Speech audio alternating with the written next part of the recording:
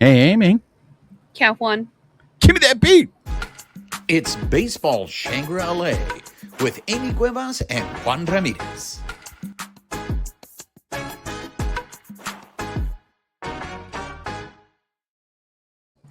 What's up, party people? She is Amie Cuevas. I am Juan Ramirez. You are listening or watching Baseball Shangri-La. If you are listening to us on the podcast version of the show, please make sure you're subscribed to the podcast, rate us, write us a review, help spread the word about the show. If you're watching us on YouTube, make sure you're subscribed to our YouTube channel, hit that notification button, give us a thumbs up, leave us your comments. We love engaging with you. And most importantly, make sure you're following us on social media on X at BB Shangri-La, on Instagram, YouTube, and Bluesky at Baseball Shangri-La. Amie, ¿cómo estás? Hey, what's up? We survived last week. Did we? Did we survive, Amie? I'm so glad that we are doing this show because Hold on. we I gotta need. check my pulse. Hold on. Yep, we did. We did. I think Dodger fan needs your positivity. I think Well, I have Dodger it. fan needs you to just keep it real and put everything into perspective. What is it that you say? No pasa nada. No pasa nada. So why don't we get things started? A pleasant good evening to you wherever you may be, Amie. I just wait, think. I had a tiny base running blunder last week. All right, let's go. At the end of the show, I meant to say the CBA, and I think I said the CBT. So I do know the difference between the two. One is the collective bargaining agreement. The other is the competitive balance tax. Just said the wrong acronym, but want to get that out there. All right. So I ruined our streak. My bad. We will start over. We will start a new streak. Are we even keeping track anymore? That's right. Exactly. And a pleasant good evening to you wherever you may be. All right, Amie. I just don't think there's any way around this. It was a rough week for the Doyers. They lost 5 out of 6 on this road trip. At one point, they had a 7-game losing streak. Do you want me to start quoting Freddie now? Or actually, I think Freddie's quoting me, to be quite honest. I mean, it's so funny that you say that, Amie, because I know the quote that you're gonna give, which is, this is the thing, right? I understand that certain, not everyone. There's a certain number of Doyer fans that are frustrated. And I think you never had a bad day, anybody, or a bad week, or like just gone through it, like. Well, I think the issue at hand is we're mixing expectation with reality. Lowered expectations. Exactly. It's a mantra on this show. It's a life, I think, is much more bearable if you go through it with lowered expectations. Like for me, I hope the Doyers win, but I expect them to lose. So see, I don't go that route. I'm just never, like, that's a way to go about it. I don't know. Like I guess I look at it because baseball, to me, it is the humanity. It is the metaphor for life. We say it, or at least I say it all the time on the show, right? Like it is, to me, it encompasses so much. That's how I got back into baseball. Was my life was like, I had a lot of family stuff going on at that point, and baseball was there for me every day, which is why I think I tend not to get down on it, because for me, like, you have no control over life. We have no control over those things, the things that happen to us. We only have control over how we respond to it. And for me, even when the Dodgers weren't doing so great in those first years, like 13, 14, we didn't have Guggenheim yet. You guys were still protesting at the stadium. It was still there every day, though. And I think, like, that's how I look at it. Like, I've shared on here, this is probably one of the roughest years I've gone through. Like, even just finding time to do this show is challenging right now. The balance is hard. I know that I am doing my best every day in life, but at the same time, it's not the best that I was doing last year. It's not the same caliber. And I guess I translate that over to the team. They're doing their best. No one's actively trying to lose. I know some people are addicted to winning. I don't think that's all of the fan base, but I do think that there are some people who are frustrated because they want to see this team succeed. On paper, they should be, but at the same time, they are human. some things have changed. We have Guggenheim since from what you were just mentioning. I'm still protesting in I some know. capacity. Yes. So some things haven't completely changed since then. But you know what, Amy? You bring up a point that I think is interesting, and that is, I don't think this is all about winning. I do think there's a large part of fans. Their mood is, and it's. I think it's unhealthy, but I do think their mood is determined by wins and losses, which I just don't think is a healthy way.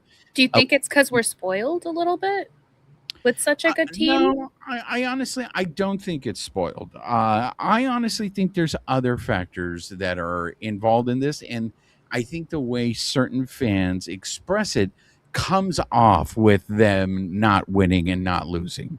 And this is what I was talking about, expectations.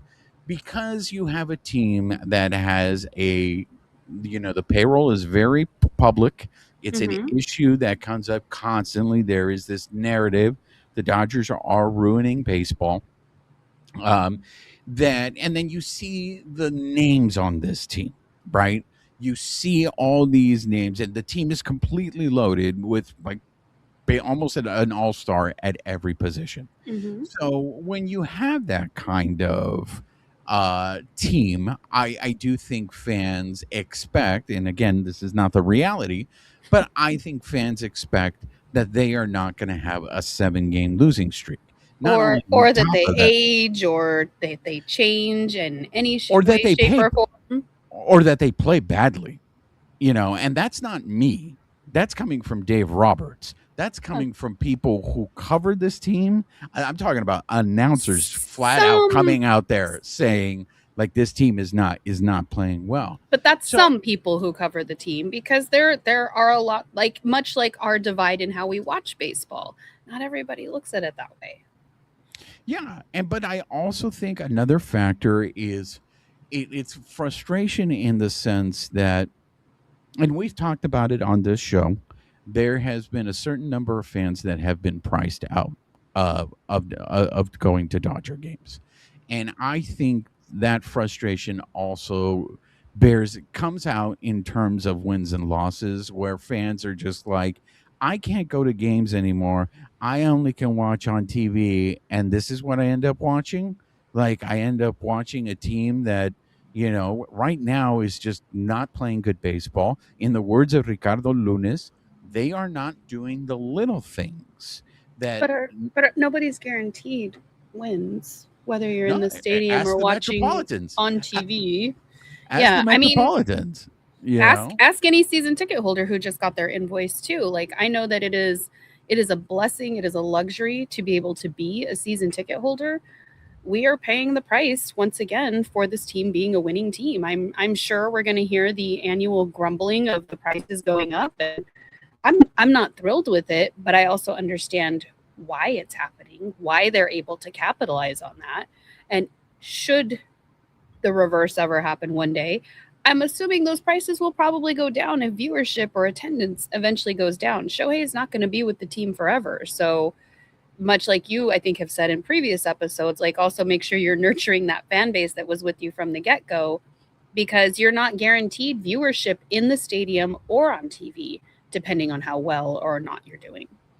absolutely. So I don't think it's strictly just wins and losses. I think it's just a frustration. It was really interesting. I ran into a fan this past weekend, and I don't think she's a diehard. I don't think like she watches every single game, but she was She's not weird like us. like she was commenting on the losing streak, right? And she said to me, and I thought it was kind of a healthy way of looking at it, to tell you the truth. She said to me, she's like, you know what, Juan? Sometimes this is good because I need to check out. And so they're playing bad. So right now is not a time for me to watch every single game. Once they start playing well, I'll start watching. And I get it. Some people may call that a bandwagon fan. Some people may call that a fair weather fan and all that stuff. But I found it very interesting that it was to protect her mental health. Mhm. She was not going to watch the team and she was going to walk away. And I I was like, you know what? Good for you. good for you for, not making this your whole identity and having meltdowns. Like, I have people who are sending me screenshots, Amy, and the Dodgers aren't even their team. Like, my compadre has reached out to me saying, like, dude, these people need to get a grip. They're talking like the Dodgers are like the worst team in Major League Baseball. My friends in Chicago are like, dude, they're gonna be fine. Why is everybody having a meltdown? And even if they're not, what is anybody going to do about it? You enjoy the baseball while we have it before the CBA expires in December. But first of all, 10 points. Love your perspective on the watching games, the mental health, the checking out when you need to, her and you. But also just the fact that, like, you mentioned something before that, like, people might call her a bandwagon fan or whatever. That's the thing that I really hope changes in this sport too, is there's no set requirement to being a fan. I take my fandom, my fanhood to a next level. I do watch every game. If I miss something, I rewatch it. I rescore a game. Some people might say that's not healthy. To me, this is my passion and I love it. And especially for this show, we have to take in so much media just to be able to talk about this stuff intelligently, that it's more than I would normally do if we weren't doing this show. But for the people who just want, I like to watch a game on a Tuesday and I might not watch again till the playoffs. Who cares? Like, it's almost like the infighting. Like, we talk about like Latino cultures, like there's the infighting. You're not Mexican enough. You're not Salvadorian enough. You're not whatever. You're not a fan enough. Why are we infighting? We should just be happy that there are fans and that this makes up our community, however, how long they watch. Like, I don't get that stuff. Yeah, it's. I mean, it's definitely a rough patch, and we'll get into it. We'll cover some of it. I just do want to acknowledge from the beginning that I get there's that sentiment, but this is the part of the show, and I know a lot of people on social media have been doing this, where hey, the Dodgers had a 7-game losing streak last year, and I think they had a 7-game losing streak the year before. How did they end the season, Juan? Yeah, and the thing is, I think it was in 2017 when they lost 11 games in a row. Like, these things happen. Now, that's not to dismiss, because this is not just about a 7-game losing streak. If you look at like the last month, the last 32 games that they've played, they're playing under 500 baseball. So there are some things that Dave Roberts has even addressed that I think are valid concerns about this team. But it is August. And, if they're playing like, even if they are playing like this, I'm old enough to remember when the Cerveceros swept the season series against them. And then the Dodgers ended up sweeping them in the NLCS. So it's like nothing is a given. Nothing is a given. Just because they're playing like crap. And this is where I'm going to throw to you to give the Federico Freeman a quote. So go ahead. He was quoting me. But I mean, this is baseball. It's baseball. Like, some of these games we saw in the Cubs series, they were not close in the first two. And then as you like got to the end of the Cubs series into the Diamondbacks, these were like 1-run, 2-run games. So it wasn't for lack of trying or not even being able to come back. Like, these are just the ebbs and flows of baseball. Unfortunately, those guys just got more runs in than we did. But it worries me for some people and their mental health of how they take this. Like, ultimately, that's not in my control. I hope people typically enjoy watching baseball, but even when they're losing, I enjoy watching these guys play. Like I said, there's something in every game that I think, like, they either did really well, like that Monday game. Eliezer he caught somebody stealing. Who was it? It was either Ian Happ. I think it was Ian Happ by the time they had switched players. But like, it was just a beautiful play. And it's those things where, like, yeah, maybe we didn't win, but there's so much still going on in the game that I think makes it beautiful, that I just hope people don't lose sight of that stuff, because it is baseball. There's going to be ebbs and flows. They're not going to win every game. And we say it all the time. It's not for lack of trying. Nobody's going out there and they're like, hey, let me twist my mustache. How can I throw this game today? It's not the Black Sox. Like, I don't know. What were your takeaways from that Cachorro series? So we did see Robo struggle a little bit.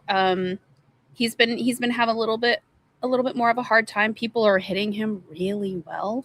A lot of home run balls that are being given up. And I think when you have that happen early in a game, it's really hard to come back from that. And so I think the team is trying, like even in that first game on Monday with Robo behind the or on the mound, it was a 5-10 game. It wasn't for lack of trying for the guys trying to like break down that score, but they just kept scoring in pairs, get somebody on base, hit a homer, get somebody on base, jack another one out there. So it's just it was frustrating. You heard Rick Monday talk about how the team has had a lot more base running blunders. Um, Shohei Ohtani has been kind of leading the charge on some of that. So I think it's just, are you getting too much in your head where it's like, oh my gosh, if I can just steal a base, if I can just get to second, if I can extend this run into an extra base hit, does that give my team a better advantage? Or maybe should I just take the single, play it safe?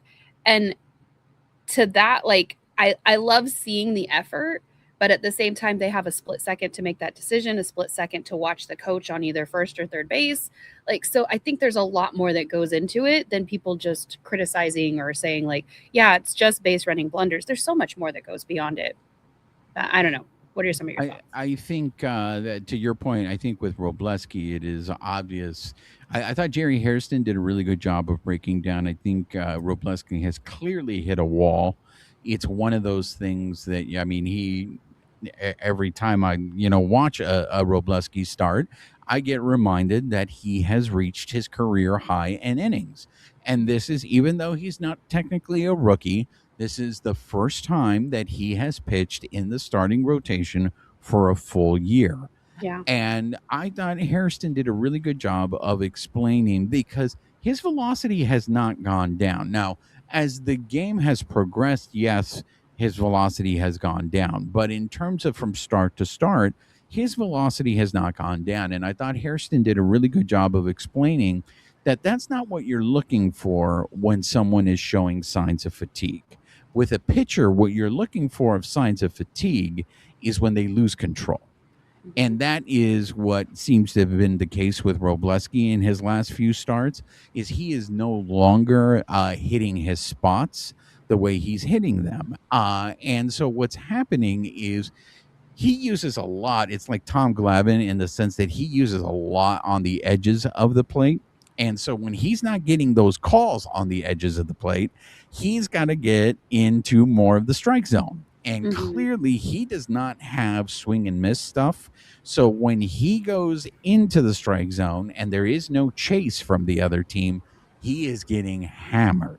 So that is one of those things that the Doyers and Robleski need to figure out for these next 2 months, because I do feel with these, hopefully the injury, the people that are coming back from injury, hopefully they do stay healthy. It's going to be a numbers game. And because he's reached his innings high, I think you're probably going to see Robleski pivot towards the bullpen, in particular in the postseason.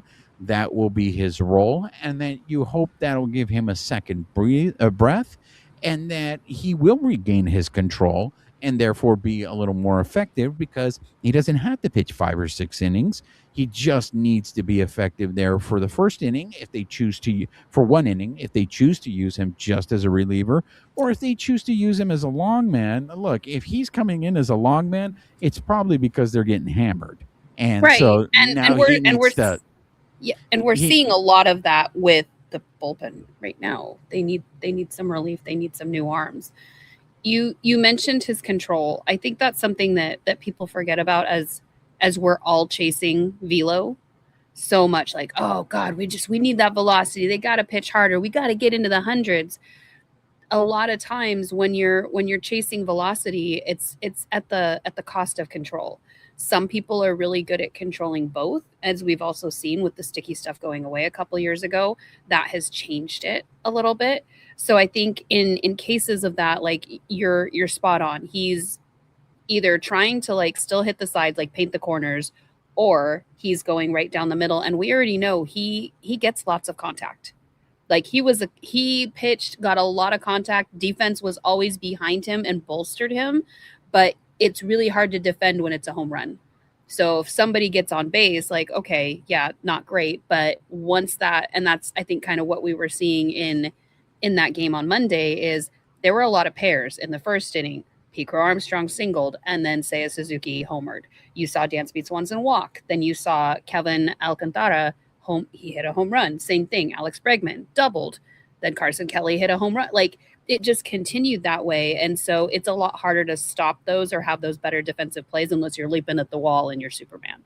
So that loss of contact, or the loss of control, and then having that extra contact and throwing it right down the middle, like, hopefully, I mean, they're going to work on it. He'll probably transition to the pen in some capacity, but at the same time, who knows? Maybe this is just like a dip for him, and he'll find it. That's where I love trying to see where is it going to go? Like, what are we going to see from him the next time? Because I don't think they're not going to transition him right away.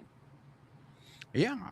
What else do you got from that Cachorro series? We saw Tarik Skubal in his Dodgers debut on Tuesday. So unfortunately, we couldn't get him the win that night. But in addition, we also I'm trying to see, when did we Dalton Rushing went to the IL on Monday. We activated Ben Wertvet same day he caught for Skubal. So, I mean, pretty good outing. You've got to imagine that there's got to be nerves on the road, and then also with the debut he just made. At the time we're recording this, he debuted at Dodger Stadium last night. Like, there's got to be some nerves playing a key role there too. Yeah, I mean, look, he pitched well enough to win that game. He just the offensive struggles have continued, and defensively, he really didn't get that much help. Mm-mm. So, I mean, Kyle Tucker came to the rescue. We had one home run that whole game. Yeah, but then also Kyle Tucker, I think, did him a little dirty with that play out in right field. That was a ball that I think should have been caught. And a lot of people also thought it should have been caught. And if it's caught, guess what? He gets out of that inning, and it's a completely different outing. But again, so in those moments when you're like, that ball should have been caught, what do you think Kyle Tucker was doing? Like, oh man, I really think I could mess up this game for Skubal. Like, yeah, but it's not about doing things on purpose. Like, I don't think people make mistakes on purpose. But it's a mistake. Like, exactly. And it's something that Dave Roberts has talked about, and it's something that Ricardo Lunes has talked about. Mm-hmm. They are not doing the little things that help teams win. And the little things on that is taking the right route to a ball, reading the ball when it's hit off of the plate. Yeah, no one is saying that they are doing that they are throwing these games. So you want them to be perfect, is what I'm hearing. Well, no. Are you perfect in your everyday life? Because I know. No, but here's the thing, right? And it was like, Tarik Skubal, was he perfect in that game? No, he wasn't. He gave up a home run, right? But what about the few things he did do in that game? Like, in the second inning, Kyle Tucker rolled and caught that ball that probably wouldn't have been caught otherwise. So it's like, if we're going to dig on the mistakes, like, we also have to call out the wins too, because there are some of those things where you hear the awe from the announcers because it wasn't necessarily a playable ball, but that player put in that extra effort and, like, they somehow pulled it out, like, in a superhuman way. So I don't know. Like, that's where I don't dig into the, should he have caught it? Man, he really did him dirty, or what? Like, that's how it shook out. There were a lot of really good plays in right field that night too. Well, here's the challenge, and I think this is the challenge that a lot of shows that cover the Dodgers deal with. We're not other shows. And that is, if we're trying to understand why a team has lost 8 out of 10. Are we trying to understand that though? Because so it's just a given. So it really is just the mentality of no pasa nada. For me, I could care less about. I mean, do I want them to lose? No, but I'm not going to analyze it to death either. Like, that part of the show, like, that's fine if, like, that's half of what we talk about, but I truly don't care about it. To me, like, there were so many other amazing things that happened.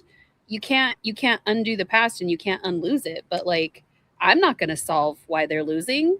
Like they don't even know. They're trying to pull it out. So to me, like that, much like some things in the world, that may be how many of us have watched baseball in the past up to this point, but that doesn't mean that we can't change how we watch it. Because I don't know about you or other shows out there, but are you going to solve it? Are you going to figure it out? No, yeah, you're absolutely right. So, what other things What did did, what you? did the what did you love about it, or I guess what are the things that broke your heart then? Because I You don't. know what? From that series, what I thought was really interesting was Pete Crow Armstrong, because I know there are a lot of Dodger fans who are not fans of Pete Crow Armstrong, but I was not aware of how great of a season he really is having so far. The conversation, like MLB.com did a story on the top candidates for MVP in the National League. Mhm. And it's funny because to me, I don't consider the unicorn to be a leading contender for MVP. I know this is maybe perhaps me being exactly what you just described right now, just being way too critical.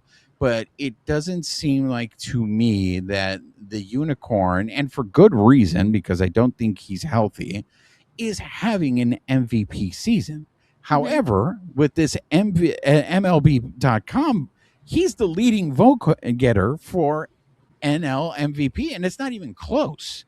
He got the most votes for this with 23 first place votes. The person that came in second with 11 first place votes was Pete Crow Armstrong.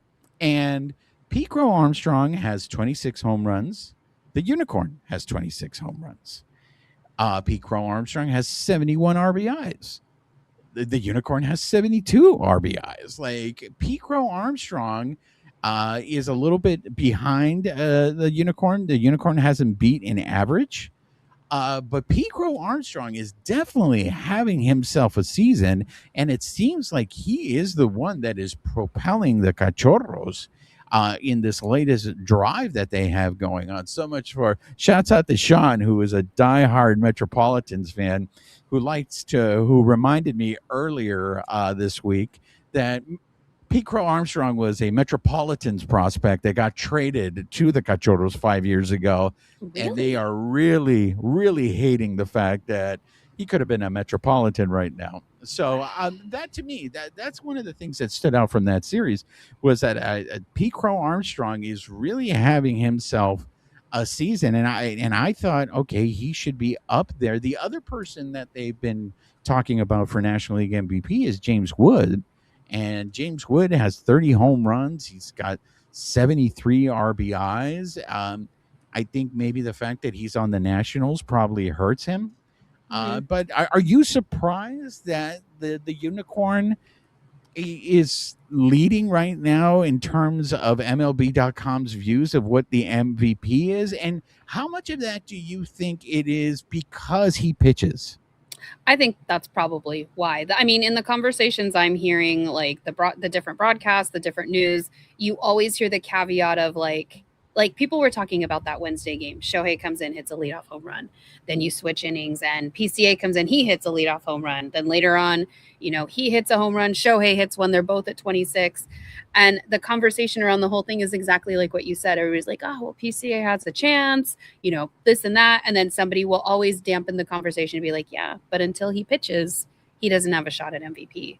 And so I think that shuts the conversation down for a lot of people, which I don't know how everybody leans, but I think anybody who may appreciate what the unicorn is doing, but also likes the other players that, okay, just so you don't pitch doesn't mean you shouldn't be counted or in the running. So I think Pete Crow Armstrong gives them that, like, yeah, he's not pitching, but I mean, man, look at him play. I am curious to see how these next 2 months plays out because the unicorn allegedly has been started throwing again. I really didn't think we would see him pitch again, but who knows? I mean, we'll see. And if we do see him pitch again, I wonder if that does boost his MVP candidacy, and he might go nuts, But I just feel like that knee is bothering him, and this is why again I'm like he's not having the same season that he had the first 2 seasons as a Dodger. And again, I think there's a good reason for that because I just don't think he's healthy. But even an injured unicorn in the eyes of a lot of writers, a lot of people that cover these games, he is still the MVP, and he could end up winning a third MVP in a row his first 3 years with the Doyers. I just think PCA, and thank you for giving me that, because for some reason Pete Crow Armstrong is a real tongue twister for me. So PCA, I think is definitely It's you don't have to cough it all up every single time. I think with Shohei, I think there is some merit in the fact that even if he is, let's say he is injured. I mean, we know he's injured, his knee, but like more than we realize. And the bicep. And the bicep. Yes, God, the bicep. Because I don't know if it's clear or not if that bicep is bothering him when he's swinging the bat. And nobody has said anything about it other than it was like a pitching issue potentially. It still makes me wonder though, like even injured, he's still pulling these numbers. And granted, they're not like his first 2 years with the Dodgers, but keep in mind he wasn't pitching year one. So 60-60, 50-50, whatever it was. I honestly 50-50. It was 50-50. 60-60 was the goal for the next year. I'm getting ahead of myself. But even with that, like he wasn't pitching that year. And then even last year, he didn't start pitching until May. So it wasn't even like he was like fully ramped up. He got to have a couple extra months plus spring training, plus the start, overseas before he even had to get ramped up. And that was a slower ramp up. So it wasn't even like, okay, it's May, he's doing 6 innings, where like he did spring training this year. He worked himself up and he's been, I know people want more innings out of him up to this point, but I think it's going to be different all the way around. And then you add in the injury, it's still pretty impressive what he's doing, even if it's not a 50-50 season. The fact that he can go head to head with Pete Crow Armstrong, who's the second in the running, and he's potentially more injured than we know, like that's pretty impressive. Yeah, so I'm curious to see in these next 2 months if the unicorn doesn't pitch and PCA continues this streak or even goes crazier these last 2 months to help the Cachorros in the stretch tie. Right now, they're pretty comfortable in the first wild card spot with a comfortable almost 5-game lead. But baseball is baseball, so we won't know. But that is really something to keep an eye on. Anything else in that Cachorro series that you want to talk about? I mean, Freddie did have, until he left on Wednesday, he fouled a ball off of his right hand. I think he was on like a 15, 16 game hit streak, which I think was like the longest current one until that ended. But yeah, sure Federico's been on one. There's been a stretch there. But like quietly, like he's just like, it's so underrated what he does. Well, I think there was like at least 3 games. It might have been more that he had 3 hits in each game. Mm-hmm. And I mean that 3 hits in a game to me is no small feat. So he's just he's just the ultimate professional. He plays every day. I love watching him his at bats. He really grinds at bats. I don't think he ever. There's this expression that certain players will give away at bats, or they'll sit there and go, "That was a really bad at bat," and I just don't think that's the case with Federico. Federico's up over 300 again, and I say this because to Federico himself, because he's spoken about it, hitting 300 is important to him.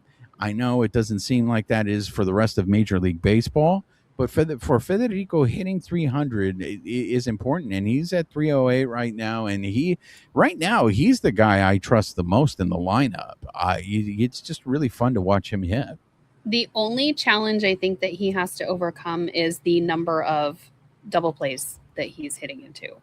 I think if at any point you potentially consider either moving him, I don't even know if you make him lead off or you move him like 4th or 5th just in case that happens. Because as we saw in the Diamondback series, there were a lot of times that Andy Pages got on base and then it was like, knocked right back down. But I mean, in the grand scheme of what Freddie is accomplishing, I think that's a drop in the bucket. I think that's like, if that's the cost of admission, then you let it go. To steal a line from you, what are you going to do? I mean, exactly. Double plays are part of the game. I think a lot of times he hits the ball hard, but he hits it right at somebody. And he's not the only one. It's not just him. Yeah, I mean, double plays are just part of the game. That's the risk you run. Now, if do you start Andy Pages to try to stay out of double plays? I don't know that Andy Pages is a good enough base runner to consistently steal bases. Yeah, occasionally I Or do see you him put steal, but him third because he's at least like getting on base? Like Shohei's pretty, he's like hit or miss right now. He's hitting into his fair share of double plays too. But I think that you can say that about everyone in the lineup except for Federico. Like everyone right now, you really don't know what you're going to get. You don't know. You don't know what version is going to show up. So and I think that also plays into it too, though, is that they're shaking up this lineup constantly. So like nobody has a set spot. It's like almost like, oh, you haven't done well the last couple games. We'll move you in the lineup and see what that does. And I don't know what that does to the hitting mentality or to how they work together. Plus, you're getting injured players back, so it's like I've been playing with Alex Freeland the whole season. Yes, I'm a professional, but now I need to get used to playing with Tommy Edman. Like I think there's still some changes and transitions that do impact people. And I think we're seeing some of that play out. But speaking of Tommy Edman, God, he got robbed of a home run on Friday in that third inning. When you saw the ball, I thought it went out, and I was like, dang it, man. That was a good catch. It was impressive. Way to go, Corbin Carroll. Well, so let's transition into the Serpientes series because that's the team that is chasing you in the division. At one point, you had a 14-game lead over them, and at the end of that series, it got trimmed down to 7.5. Now, I understand that everybody was upset, and a lot of people are saying, "Hey, the Dodgers were lucky enough to win at least one game in that series. They ended up winning in extra innings on Saturday." But during this whole 7-game losing streak, I think for the majority of those games, there might have been some exceptions. They had leads in almost all of those games, and they ended up losing them. I mean, that game on Friday to the Serpientes when they got walked off, if they hold on to win that game, guess what? They end up winning 2 out of 3. Mm-hmm. And are we still talking? I mean, and that's what's happening right now is those little things that Rick Monday is talking about that the Dodgers aren't doing to win games. It's what's keeping the other teams in the race right now. If the Dodgers end up cleaning that up, we might be talking about this team the way we talked about them in the first half of the season, where it's like, can the playoffs start already? Can we can we just start, playing meaningful games? It's gotten really interesting because of this rough patch, but I mean, we'll see if the Dodgers start cleaning things up. And I do want to get into some of the comments that Dave Roberts said, but what else did you get out of that Serpientes series? Let's see. I'm trying to see. Kyle Tucker. I mean, he's come up with a couple home runs over the last couple games for as much as people are kind of talking down about him. Like he's managing and to at least contribute to this. Looking at it, I mean, these were all really close games, which I know you like. I know you prefer if they're going to be close games and we win them, but I mean, I don't know. They played their best. Again, we saw Robo go 3 1/3. Yoshinobu went 5 2/3. I think these guys are just a little bit tired too. So, I mean, they're professionals. Yes, it's 162 games for everybody, but I think we're seeing that they're just a little bit gassed right now. Well, these are the dog days of August, but I do think that is a valid point. Normally, I don't like to use that as a reason for it, but I think in this case, it is. I think it does factor into the Dodgers because of the number of postseason games that they have played in the last 2 seasons. For the most part, starting early. This is the first year they didn't start early. On top of it, for the most part, I think they've played more baseball than any other team in Major League Baseball. And sooner or later, that's going to rear its head and it's going to take a toll. And maybe that's what's contributing to this. I find it very interesting. I want to go into Dave Roberts' comments during that series Mhm. and just talking about how the Dodgers have been playing. Because again, as I mentioned at the beginning of the show, this isn't just about a 7-game this road trip. Okay, this is not about this 6-game stretch. This is about this past month. The Dodgers have played up until the start of that Royals series. In the last 32 games, they're 14-18. They're under 500. So it's been a while that they have not been playing their best baseball. So this was during the pregame scrum. Were you there for this? If it was Saturday or Sunday, that's when I'm No, there on this the was home games. this was on Monday. No, I was there as a fan yesterday. So a lot of people were talking about that Dave Roberts was pretty blunt in his assessment in terms of, and you may have already heard this from him before then. So I do find it interesting that they're saying now he's being blunt. But he I think some of this also comes to, and I don't want to speak for Dave Roberts, but like when you get asked the same question every time you lose, like it's hard to come up with a different way to say like, guy, like, like how do you want me to answer it today? Like, because you're getting asked the same thing over and over. It's the same thing we saw with like when people are talking to Freddie or Mookie and they're like, God, how does it feel to lose 7 games? Like, do you feel like you're gonna find it? Like, if you walked up to somebody in their life while they were going through something hard and asked them those questions, how do you think they would react? Like, the fact that he has something new to say every day, that's the thing that I find amusement from, because to me, I'm like, they're losing. Nobody wants to lose. Move on. But it's like, all right, how are they going to ask him today? And what is he going to say? When I watched the post-game interview, I honestly expect him to say, I don't know. Because I believe when he says that, I believe he's being honest. He just doesn't know. Like, why aren't these guys performing? They are professionals. Everybody expects them to do what they do on the back of their baseball card. And I don't. Then you also hear him talk about how like there's managers that'll be like, man, I can't believe it. Like you're big players. They're out on the field every day, like taking grounders, doing stuff. Like our players don't even get to the field till whatever time. And it's like, those guys grind it. Like they grind it out. And who knows, maybe that's why they're tired. They're putting in so much effort. You got Mookie, who's only 2.5 years into a new position that even Chris Woodward said, like, he makes it look easy. It is not easy what he's doing. So I don't know.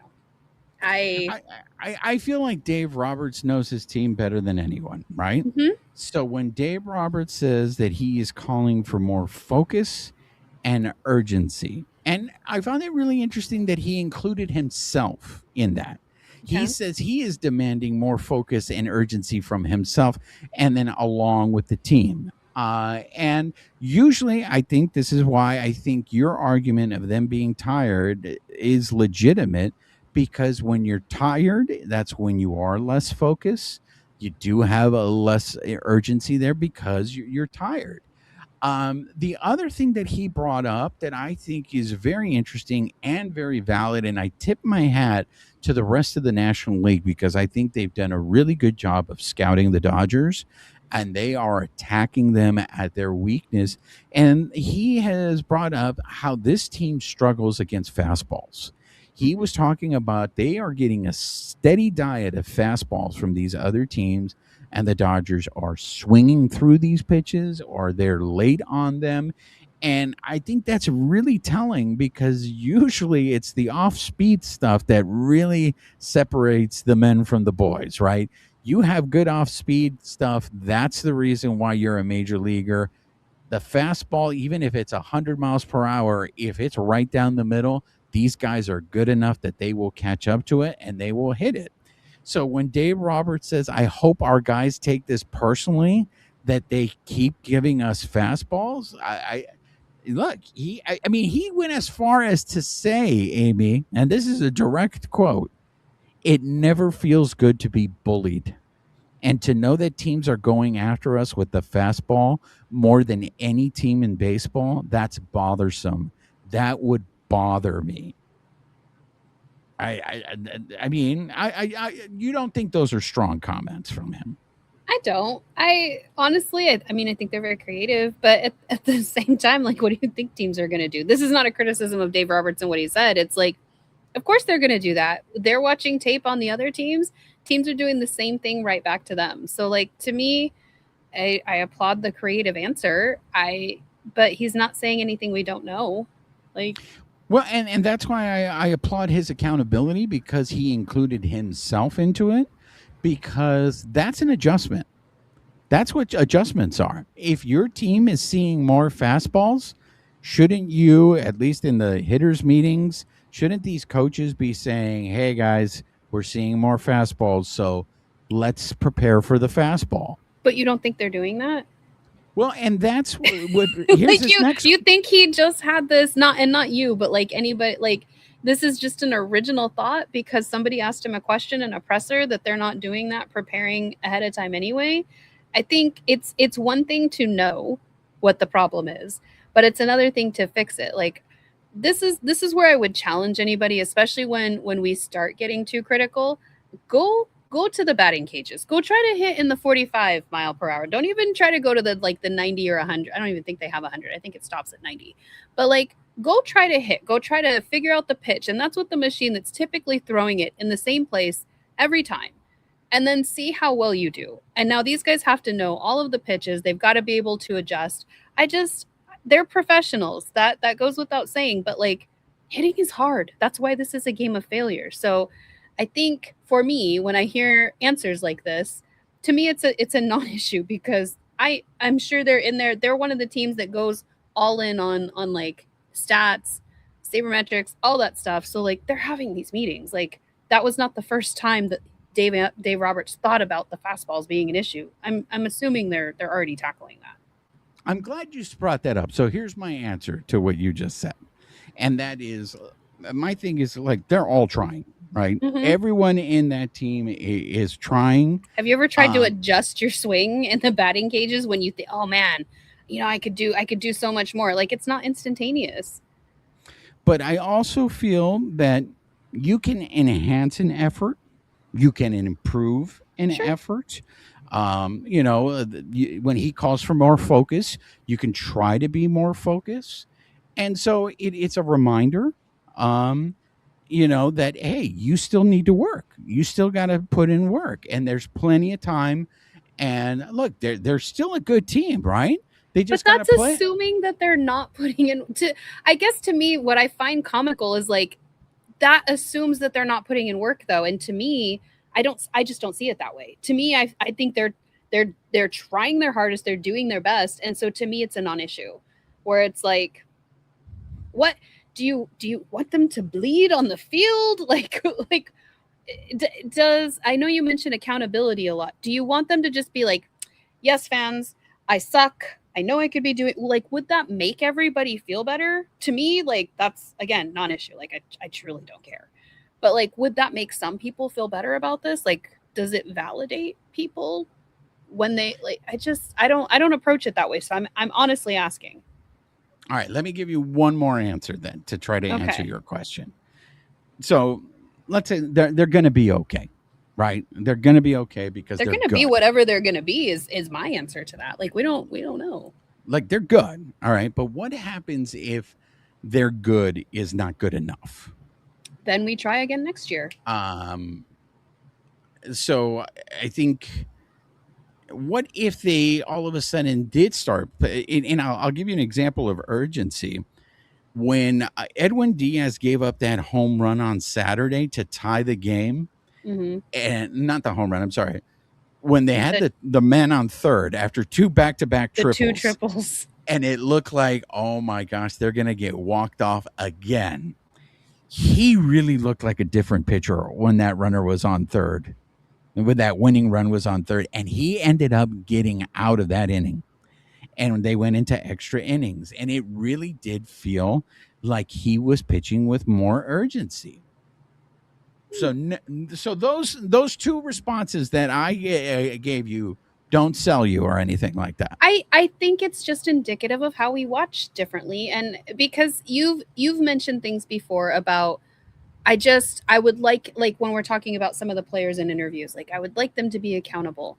And to me, I hate watching those interviews. I hate when people are like, they continue to like poke at Mookie or they poke at Freddie, and it's like, well, what do you think is wrong with your, like, I don't care about any of that. Tell me something about them. Like when I'm sitting in the pressers pregame and postgame with my boss, like we're thinking of different ways to ask questions about the humanity of the game because that's how we approach it.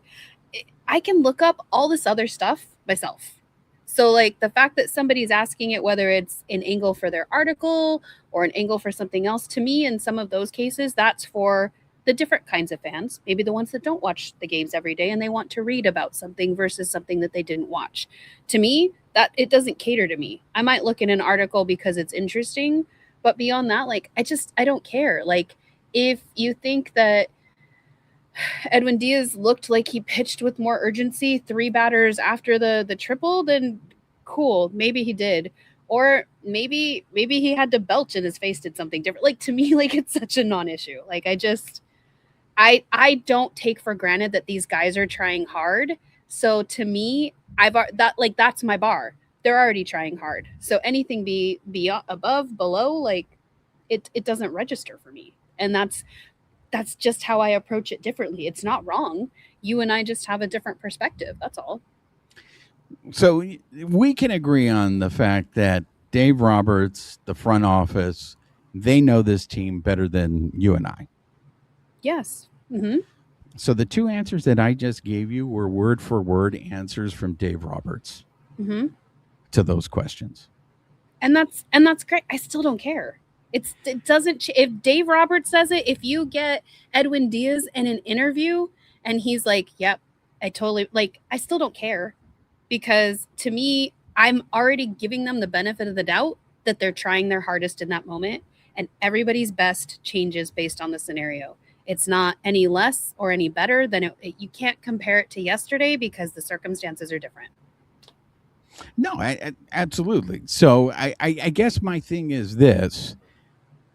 If Dave Roberts, who knows this team better than anybody, doesn't have an answer for why this team is underperforming, like your point, then maybe we as fans need to stop questioning why this team is underperforming and try to find other things about this game.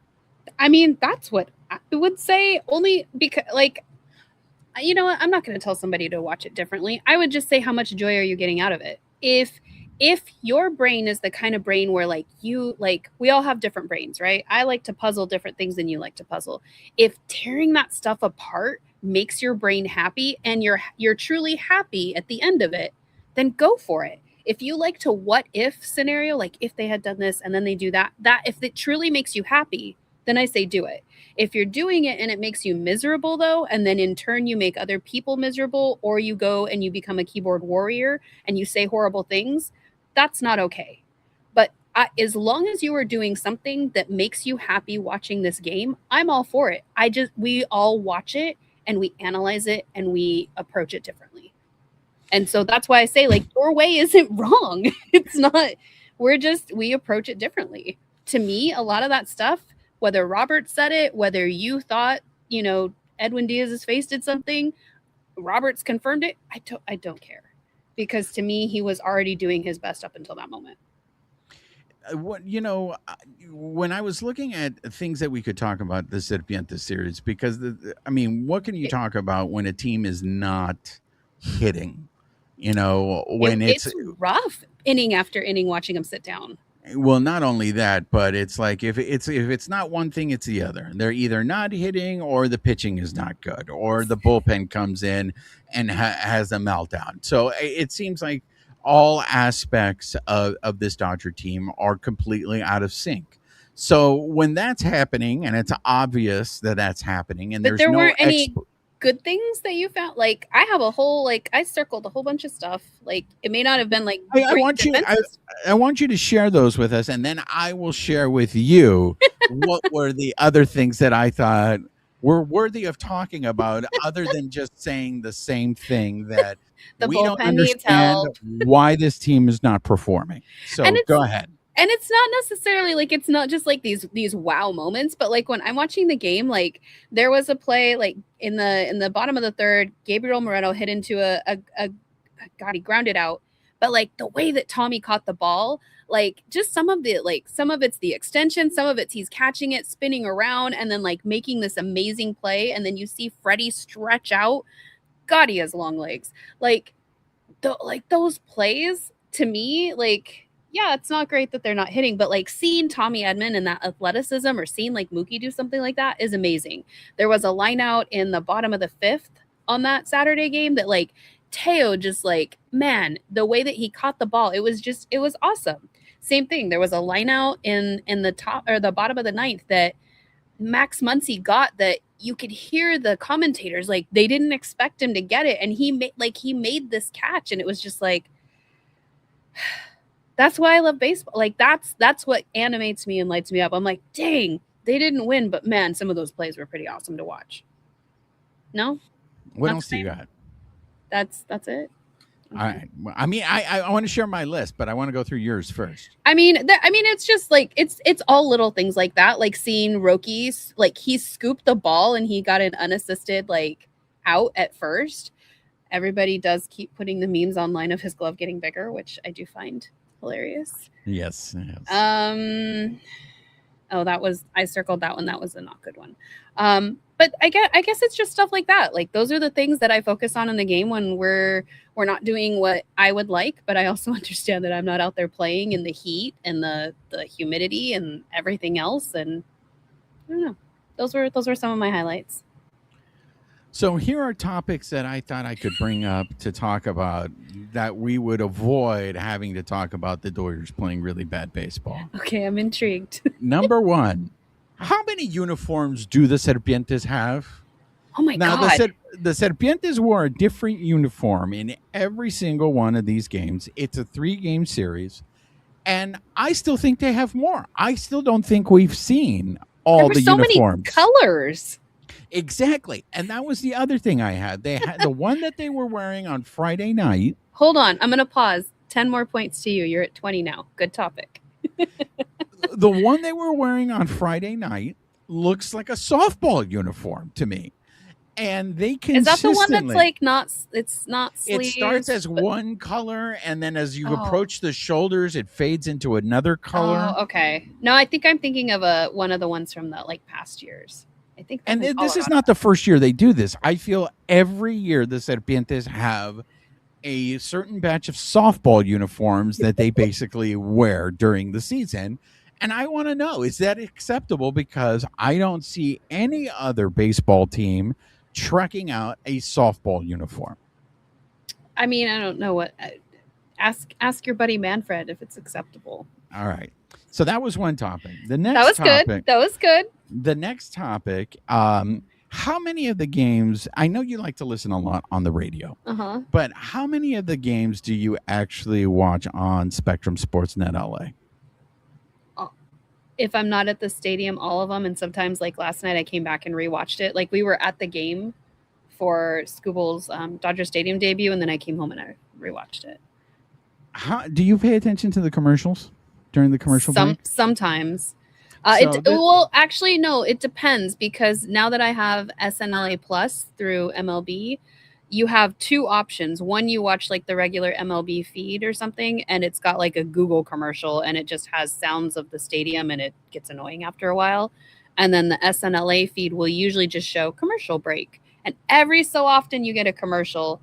Are you talking about like the Cologne one, the weird one? Thank you. All right. Okay, so they I only see that when I'm out in public, if I'm watching it at the brewery. And why does that feel like somebody had a camcorder and they got like, I don't want to denigrate the women, but like influencers to talk about, what is it, a gentleman?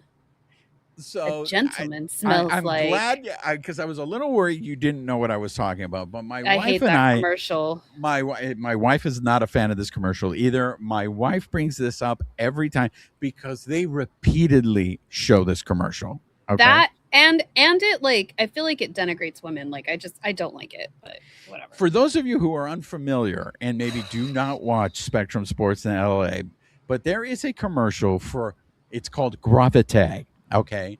And the way this commercial is presented, the way Amie has, and Amie, I also Just do not jump his want, bones already. I do Gosh. not want to denigrate sex workers either. No. I respect, whatever field, but it really comes off, and this is a shout out to us 90s kids, as a 1-900 number. It really Maybe feels like, that's why it's the trauma that it's triggering. I tell you, my wife and I are honestly just waiting for the number. Call this number now to talk to Tammy. $2 for the first minute, and then $5 for the next minute. I would appreciate that more, honestly. Okay, so my wife and I are not off base. It does this gravite comes off as a dirty, like. It makes me cringe because not only, and I don't mean I'm not saying that's a better word for it. That's a better word because again, I don't want to denigrate sex workers. No, it does feel cringe. It feels cringe. But I'm not, when I say it, I don't mean, I'm not denigrating sex workers. I mean, it denigrates women in general because it makes it seem like it's like everything we fought against. A gentleman smells like this. If he smelled like this, I would. And it's like, who is this he? Because I don't know about you. Like, I stopped dating like 3 years ago because the pool it's not great. Like, so if this cologne, this is going to magically fix it, because I've got horror stories. It's a rough commercial. It makes me cringe every time. And I'd like to never see it again. And it's not bad enough, right, that it is cringe, but it also feels like it was filmed all through Zoom. That's what I mean. Like, it's got like a camcorder feel to it, where I mean, good for them. If that's the kind of person that they want to attract, I hope they get it. That commercial does not speak to me. So we have reached the point in the season. There is a reason why it is called the dog days of summer. It is August, where we are talking about uniforms and gravite commercials on the show. Well, I didn't know you were avoid. Well, no, I didn't know you were lacking topics. I had a. No, it's not that I'm lacking topics. It's like, it's what you said. Nobody has an answer for why they are playing. But who's badly. Trying to go back to it before? Who's trying to fix it? Like, I guess when I think of our show, I don't think of us trying to solve the problems. I figure we're just like, we're talking about the game. I've never approached it like we're gonna well, because I mean, as a fan, and I get it. Look, your team's gonna lose at least 60 times, right? Mm-hmm. But it is something about watching a team like that girl who had to take a break for her mental health purposes. It is like, imagine watching the White Sox from last year every single game. Okay, we're lucky enough that this has just been a month stretch where they're playing inconsistently. But could you imagine if the Dodgers were playing like the White Sox played last year and watching it? And look, I've been there before. I've watched them when they weren't good and I still keep watching them. And people would go like, why are you still watching this team? Like, this team is not good, right? But what I would say to give you perspective is like that. And I don't know if this will help. That's truly how you watch it. I don't watch it that way at all. I'm not watching it counting like here, I'll give you an example of my friend group. We don't like when they lose, but when we're discussing stuff, we're talking about like the cool things that did happen. So basically how I approach the game on here, we're talking about the cool things that happened in the game. Like, hey, did you see that? Did you see this? It is unfortunate that they lose, but like that is the least part of our conversation. And it's just, yeah, you know what? They'll get it tomorrow. Like, none of our conversation is centered around like, God, I wonder what's wrong with them. Like, that is literally not even a part of our conversation ever. Sometimes it'll be like, wow, did you hear that question they asked him in the media scrum? Like, that was unfortunate. But like, I just touched something under my desk and I really hope that wasn't alive. Oh, okay. Uh-oh. I don't know what that was. Okay. Anyway, if the show ends abruptly, it's because Amie has graveyard shift underneath her desk. Oh God. Ooh. Anyway, but like we don't even approach the game at all that way. So it's not like I don't want to talk about it that way on the show. My brain doesn't Our brains don't process it that way. So I think it's more a matter of like kind of how we've been saying this whole show, like people approach it differently. That gal is going to take a break for her mental health. For me and my friend group, this isn't even a thought. The thought is, all right, next game. Like that. It truly, we're not trying to analyze it like that. So I don't know if that helps give you perspective, because like we're on opposite ends there. Do you have anything else on the Serpientes? Do you want to go to the next topic? We can. So the postseason schedule was released, and everyone is super excited, already making their plans for October. I have to move a doctor's appointment. Like, there we go, ladies and gentlemen. Here's a perfect example. Amie Cuevas already has to move appointments because of the postseason schedule. I was like, do I call them since it came out? Like, what day did it come out? Like 2 days ago? 1 day ago? I don't even know. But that day I was like, oh my God, should I call today or should I just wait when I see them again this Friday? And I'm going to try to do the patient adult thing and wait till I'm back in the office. But man, I really want to call and just move it now. I admire your confidence to think like that date is set in stone and that's why you have to move plans. Oh no, it's not that it's set in stone. It's they're not playing on, let's say, the 8th. So it's just safer to move it to the 8th where there's no game that I may want to watch anywhere. That's you just being a practical person. Like for me, the schedule came out for the postseason. I am completely baffled as to why people are even reacting to it. I'm just like, I'm already stressed because I'm like, I don't plan that far ahead. I'll deal with it when that date comes. Because I got to figure out like my time off from work. Do I just need like a half day and then a half day the next day?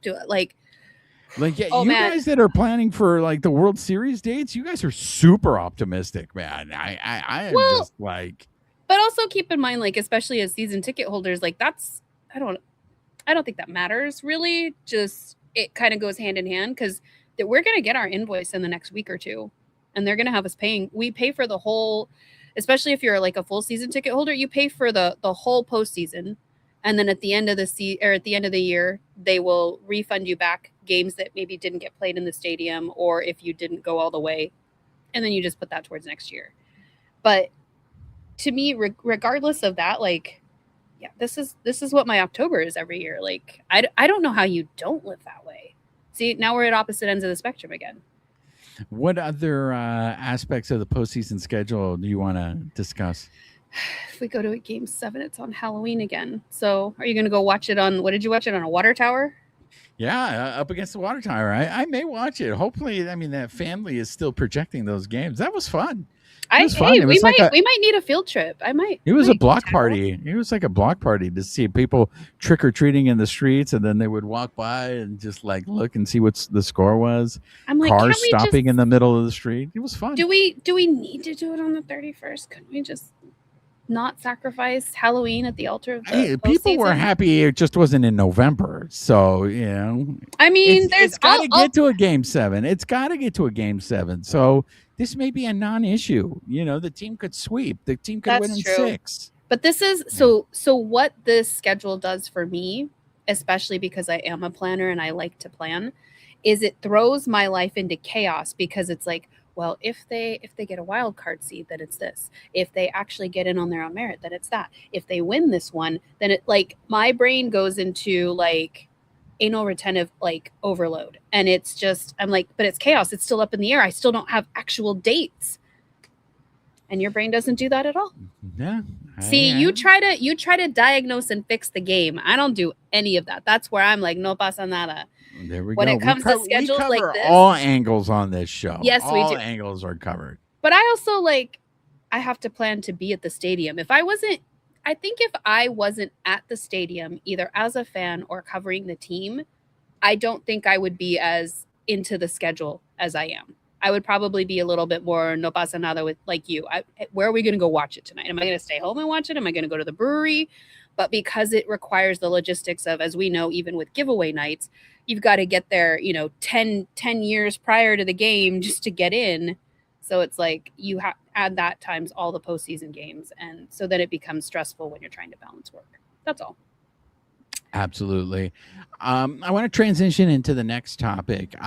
Cecil Fielder had some very interesting things to say about how would you phrase it, Amy? The investment Hmm. into, I wouldn't say youth baseball, but just maybe baseball in general in this country. So Is this that is accurate the way I'm portraying it? kind of, yeah. I mean, it definitely is an investment, but I think it goes a little bit even beyond that because it's more how are we leaving some communities behind? So like I have been on a all the smoke bender lately. So when I sent you this, like I've been watching a lot of their videos. I haven't checked out the whole podcast yet because I just don't have that kind of time commitment, but I do like their little snippets that they have on Instagram. And so Matt Barnes is And talking. and this Oh, is the I was going to say this is the podcast with Matt Barnes mhm. and Jackson, right? I What's his first name? I think so. I think I just closed the tab that had all that information on there. But yes, Matt Barnes does a lot of the baseball stuff throughout the season. And so when I sent you this one, it just I don't know why. Like there's Steven a lot of Jackson. them. Steven Jackson is the Hmm. other caller. Sorry. Go ahead. Like it just so Cecil was talking about it's the investment into communities of color versus like the Latin American training centers. Like we're seeing more of that investment into Latin America. You see the Latin American players like they are bred into it, where we're kind of leaving the communities here behind where it's, do you have enough money to play travel ball? Do you have the equipment? Is that feasible? Do you have the parental support? Because sometimes you have, especially in like communities of color, whether that's black, brown, any of them, do you have, is it a two-parent household? Do you have the transportation to like be traveling all over? And it's just it when people are asking the question of like why do we not have more communities of color, any color in baseball, and how it's getting so much more homogenized. Well, this is part of it. It's thousands and thousands of dollars, and if you don't have those kind of resources, like where how are you going to develop those different communities? And so when you're looking at like the training that they get in Latin America, you are seeing more ownership groups pouring into that system versus what are we doing here? Like they mentioned, we have the center in Compton, but like are how widespread is that to impact more families to be able to do that? So it's the I, cost and the time and I think it's a fascinating question. I think it's a good question. It was a very interesting topic. I do think the issue, though, that we have to acknowledge, and I think that is a contributor to this. Obviously, cost is a Mhm. huge contributor. The cost to do that in this country is much higher than the cost to say, let's do it in the Dominican Republic, Mhm. right? Plus the And time. that's just because of the cost of everything in this country is much higher. I think the other contributing factor is the other sports. You have more competitive sports in this country than you do in maybe some of these Latin American countries. Now, for the most part, I think the biggest challenge to baseball in a Latin American country, maybe football, Mhm. uh, but here in the United States, you're going to be competing with kids that want to play football, kids that want to play the NBA, kids that want to play, the world's version of football.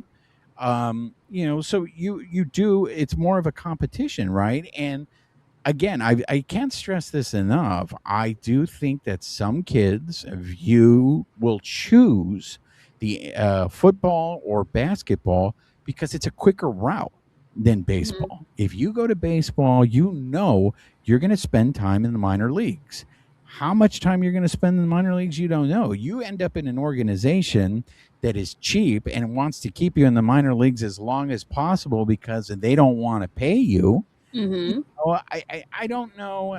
I guess it's not fair for me to say how many of these kids actually really factor in there when if, like, let's say you're a kid that goes to college to play basketball, all I got to do is just play one season in college and then I can go pro and I'm going to get paid.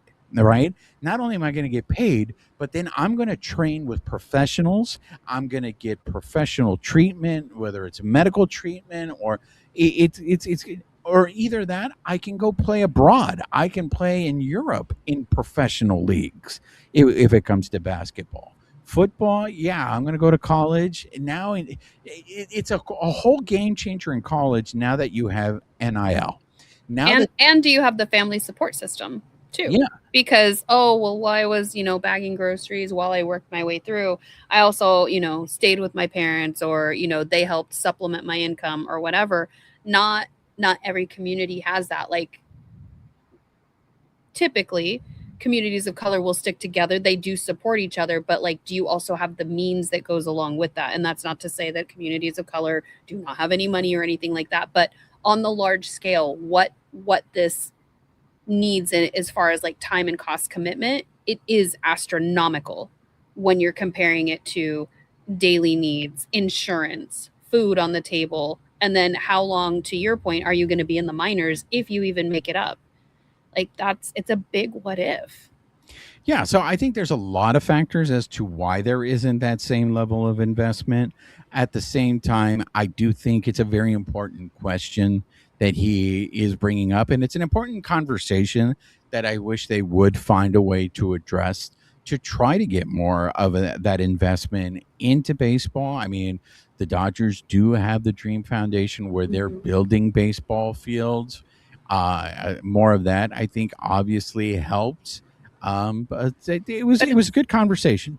But it's also like the equipment. Like, thank you for building a field, but if I have no ball to play with, or I can't catch, or I don't have the right bat, like, am I being trained up the right way or the same way as my competition to make it up to the show? And I think that's part of the conversation is, is it equitable? And I'm not saying that everybody has to have a completely level playing field, but we're not even close to equitable at this point.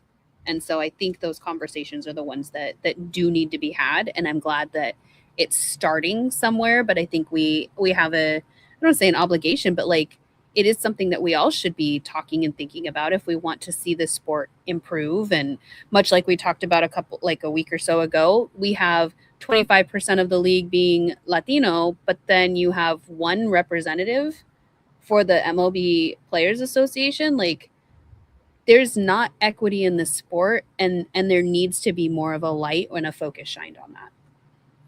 Absolutely. Okay, I want to end the show on some uplifting, some fun stuff, and that is, Amie, can you please share with us your experience? You got to participate in batting practice at Uniculo Field at Dodger Stadium. Can you please share? Yeah, so part of the season ticket holder rewards, like, you accrue points, and so I have been saving mine all season just to do this batting practice if they have it, because it's not guaranteed every year. And so you get to go, and they split you up into groups. You get to, somebody's pitching to you, and you get to hit in the cage. You have to wear sweaty Who's helmet. pitching to you? Is it another fan that's pitching to you, or No, is it an actual Dodger? It's staff Dodgers member? staff members. So they had Dodger staff members there that were trading off pitching. They also had some in the outfield that were shagging balls with us. They were obviously far more experienced than most of us. They were really good.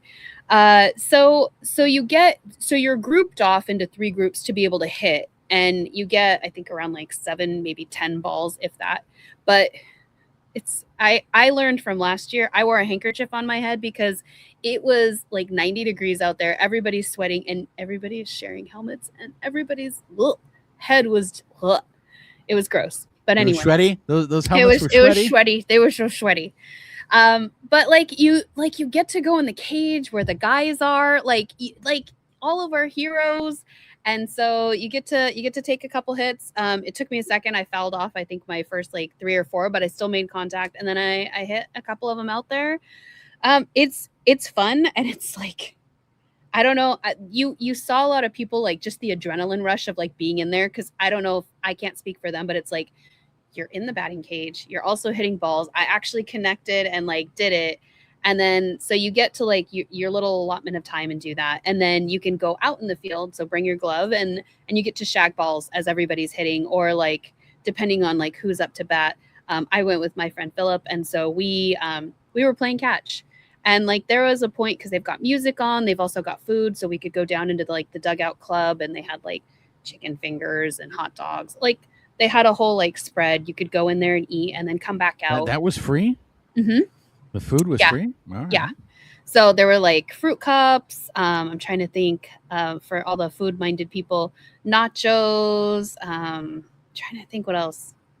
I'm sure there were other stuff. Philip can put it in the comments.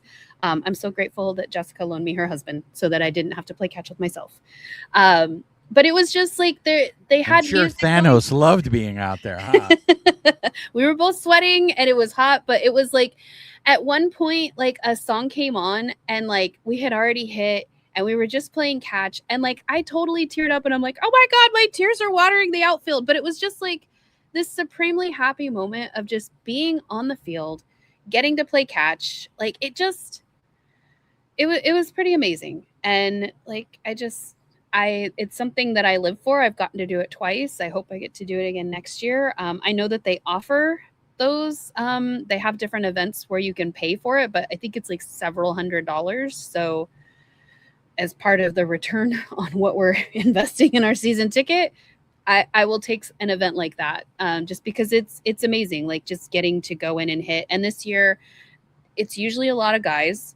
I think last year I was one of a small handful of women. This year there were a little bit more women, and there were 2 little girls in their like baseball uniforms, and like their dad brought them, and it was just like it was pretty cool.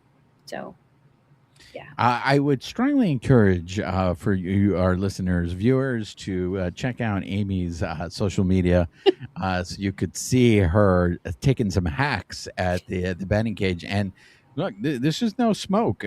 You have a nice swing. That was a pretty impressive swing. Like, thank you. You look like you have seen a league of their own. I have. I love going to the batting cages. Like, admittedly, it's rough hitting in that cage because you have some, like, when you're going to the cages, like the actual batting cages, like you know where the pitch is coming. This guy's throwing them, so it's like some of them are lower, some of them are high. Like, basically, kind of what we were talking about earlier. I heard a lot of comments from the gentlemen that were there of like, man, this is harder than it looks. And that's where I would say when we're feeling very critical of the team, I would challenge you. I know that we're not the professionals. We're not getting paid what those guys are. But even this guy just like lobbing balls to us, I'm a pretty good hitter. It was really hard to hit what he was throwing at me. And like when I'm in the cages, I rarely miss. And so it's just a reminder, these guys have a split second to read that ball and react. And so it's very humbling. And I would challenge anybody who needs just a perspective shift. Go to the batting cages and, give these guys a little credit. Look, I know Thanos has the experience because he has played adult men's softball. But I'm assuming all those guys who were struggling had not played adult men's softball, because those of us that have played adult men's softball, I think would be able to make the adjustment.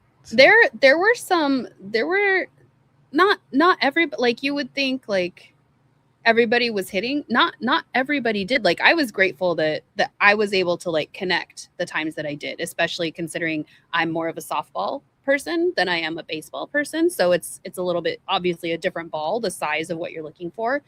But like I think last year we had a lot of bombs that got hit. Like this year it was a lot more tame. So I think it's a reminder to everybody that this is not as easy as these guys make it look. And one of these days I should go out there and do it so I can put on a show. I'll bring my buddy Botello. Eddie Botello will come out with the laser pointer and he'll just point to the outfield and I'll go, Eddie, where do you want me to put it? And then the legend of Michiro will return. And then I will literally machismo is showing. I will literally put it where Eddie puts the laser pointer. You might want to tuck that back in. It's that big, huh? Hi-oh! I wasn't gonna say that, but we just need to finally go on our field trip to the batting cages one of these days. Yeah, we can do that. Honestly, it's just been too damn hot. I don't leave my house. Oh, wow. You mean these guys that are playing in the heat, having to hit and field and run before the game and during the game? It's too hot to go hit a couple of balls at the batting cages? If you want to go to the batting cages at night, I'll go at the batting cages. They play at 1 o'clock in the afternoon. That's on a But Sunday. we can go at night if that helps with your delicate sensibilities. We do. Well, I'm a pale skin. I got to protect. I don't want skin cancer, so I got to protect myself. Fine. They're open till like 9 or 10. There we go. 9 o'clock. Good time. Gauntlet slot. thrown. If I had my metal like hand from Robin Hood Men in Tights. The calls. I can hear the calls of Michiro already in my head. All right. Well, that's going to do it. I need a second because I feel a little ill. That's going to be it. That's going to do it for this episode. For those of you that have been watching or listening to us on the audio portion of the show, please make sure you're subscribed to the podcast, rate us, write us a review, help spread the word about the show. If you're watching us on YouTube, make sure you're subscribed to our YouTube channel, hit that notification button, give us a thumbs up, leave us your comments. We love engaging with you. And most importantly, make sure you're following us on social media on X at BB Shangri-La, on Instagram, YouTube, and Bluesky at Baseball Shangri-La. A little teaser for next week's episode. Your boy Oral Hershiser is getting his star on the Hollywood Walk of Fame, so we'll cover that. Anything else that you're looking forward for next week that we'll discuss? I'm looking forward to finding out what's under my desk. I'm sure there's Hello Kitty nights tomorrow. I'll report back if I survive. We're going to get a Hello Kitty report. So a lot of stuff. Make sure you check us out next week. That's going to do it for this episode. She is Amie Cuevas. I am Juan Ramirez. Nos despedimos con un beso. Amie, say goodbye to the people. Goodbye, people.